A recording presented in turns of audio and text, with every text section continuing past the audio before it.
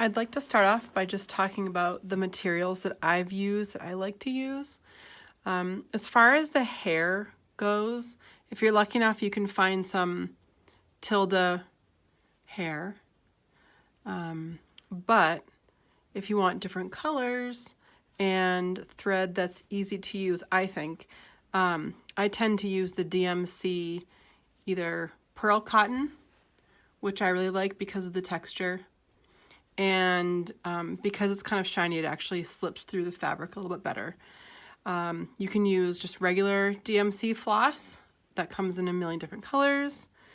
And I've also used this, which is, I know nothing about yarn, but one time I did go into the yarn section and looking specifically for like a sparkly kind of hair color, and I came up with this. So it's a pretty thin yarn. It has like metallic thread running through it.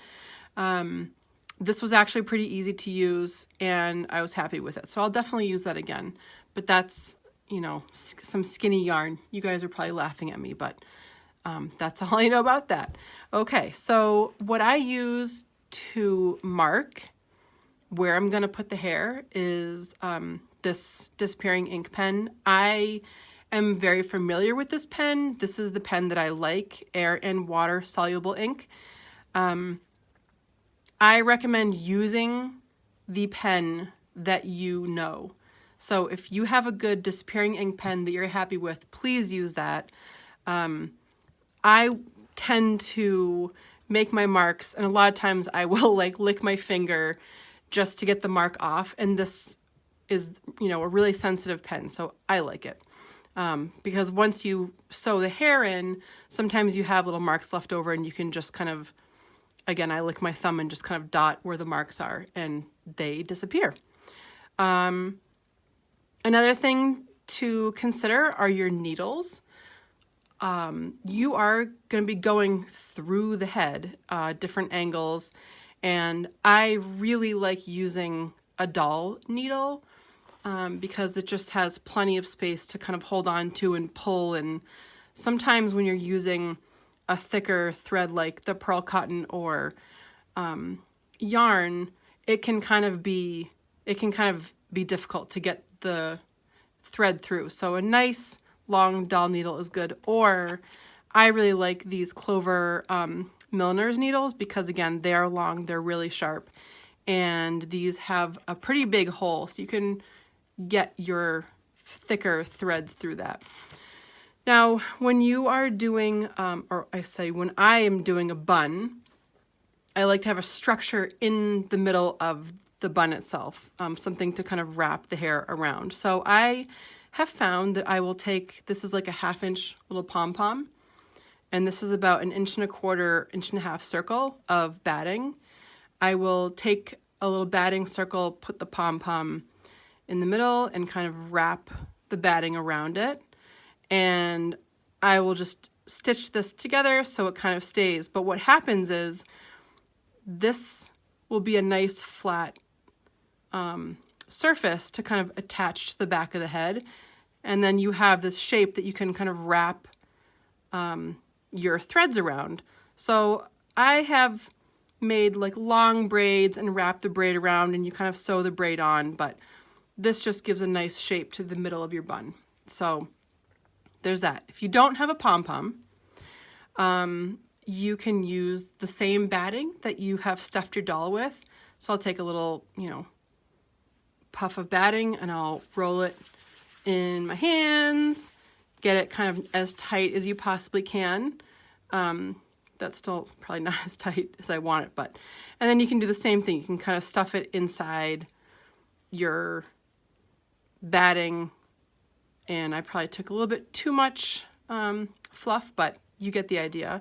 So you can either use that or another another fill that I really, really, really like is this 100% wool stuffing from Felt on the Fly. I love this. It's a little more dense, but it kind of can hold the shape better than this really silky fluffing. I'm going to show you two of the angels that that I've done. This is the very first angel I ever made, so I think I followed directions with her, but then I realized what I wanted to change, so with all the other angels I've made, I've done the hair a little bit differently. So I'm just going to point those things out here. What I did with her is pretend she has no face. So the face is the very last thing that I put on, but I kind of drew a line where I wanted her forehead to be, and I followed that line out to the seam, the side seam, and then I kind of drew a line where I wanted the bottom of her hair to be. And so once I had that line drawn, I came back and I basically connected those lines. I found the midline of her head and drew that line. So imagine I have this forehead drawn back down here, and then I'm connecting those lines. So this is the very middle of her head.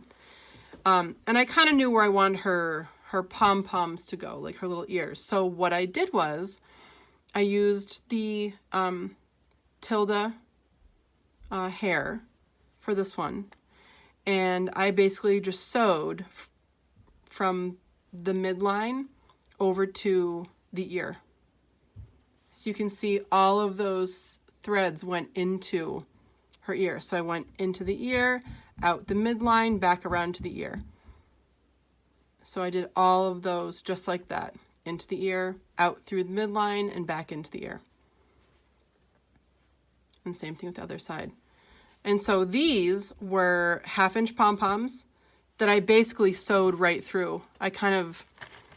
I basically took the thread, went into one side of the pom-pom, out the other, and just wrapped it just like that. Please don't do that.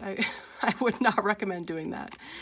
It just was really difficult. So I ended up having to come back in and like sew these in place with just 50 weight thread because it was all falling apart. So anyway, and once I had the pom-poms wrapped, I then sewed the pom-poms. Like I actually think I went straight through her head and sewed both the pom-poms on at the same time with 50 weight thread. So, and you can kind of see the skinny threads holding that on. Anyway, that's how I did that one. So for the new angels, I gave them a more generous hairline, I think. So I took my marker, the one that I like, and I drew a line. So I kind of found her forehead point and kind of drew a hairline like this and around the back. And I did the same thing with the midline. So I found the midline of her head and marked that too. But I sewed her hair on differently. I kind of imagined that she had shorter hair up here and then longer strands down here. So I knew I was going to put a bun on there. And so I did these stitches shorter, and then I did these ones longer all the way like across to the midline. And you're going, again, out through the midline, wrap it around, in through the side of the head, out through the midline, wrap it around. Now, the bun is, again, it's a pom-pom, but I wrapped it in the batting. It just gives a better structure for sewing. So I have that inside of this. And what I did was I took that pearl cotton and I made a long braid, just like from the 80s, just like friendship bracelets. And so once I had my long braid, I just wrapped it around this, and I used 50 weight cotton to secure it down into that bun shape to make sure that none of it moved. And then I basically just used 50 weight cotton to sew this bun onto her head. And I made sure it was really secure. And that's it. I do want to add that the next video I will have me actually sewing hair onto a doll. But for those of you who are chomping at the bit to get your hair on your doll, I totally understand.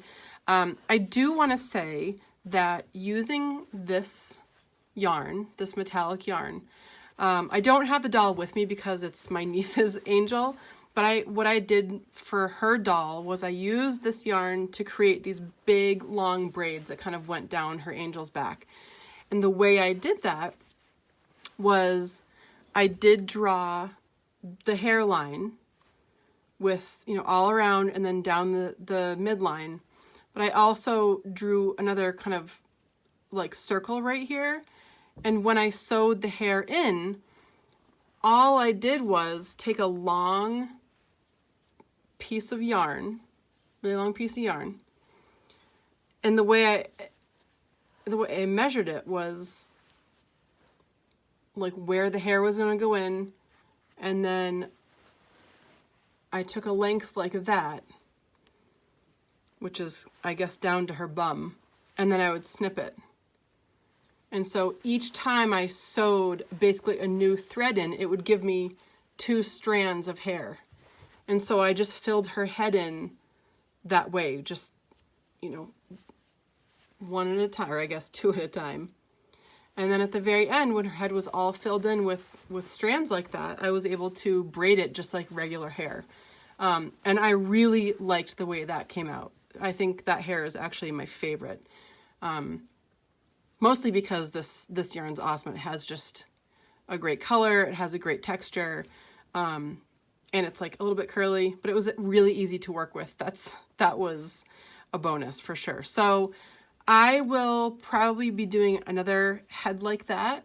But if you guys want to get started, I feel like you have all the information you need. Thanks for watching.